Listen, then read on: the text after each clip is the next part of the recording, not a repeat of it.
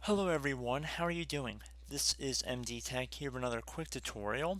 In today's video, I'm going to show you guys how to resolve firewall issues you're having on your Windows computer.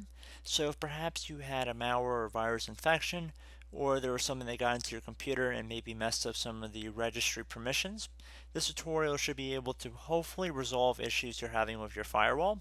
So without further ado, we're going to jump right into it.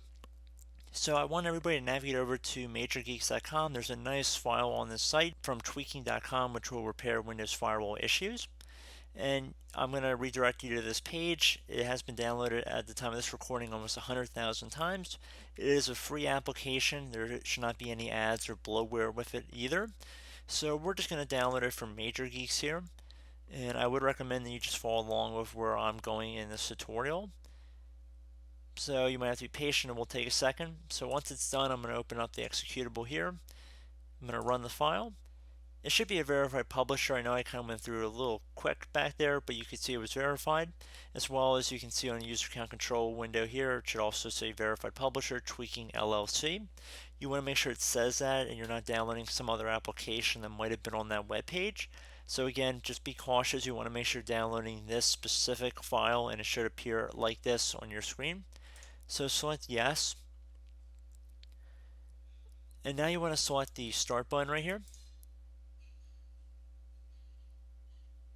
And it should take a second, so just be patient. This will take a few moments here. And you can see we have a command line window, and it'll periodically come up and go away. So it's just taking care of a few issues in the background here. And you can see what it's working on at the moment right down here. And you can see how quick that was. Basically, it just ran the repair under the current user account and underneath a system account, and it only took 16 seconds to run. Now, I do not believe this application actually installs anything on your computer. It's basically like a portable utility, so you don't have to uninstall anything after you've run the scan.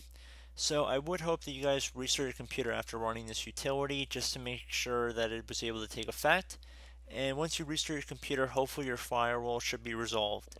So, as always, thank you guys for watching this brief tutorial. I do hope I was able to help you out, and I look forward to catching you all in the next tutorial. Goodbye.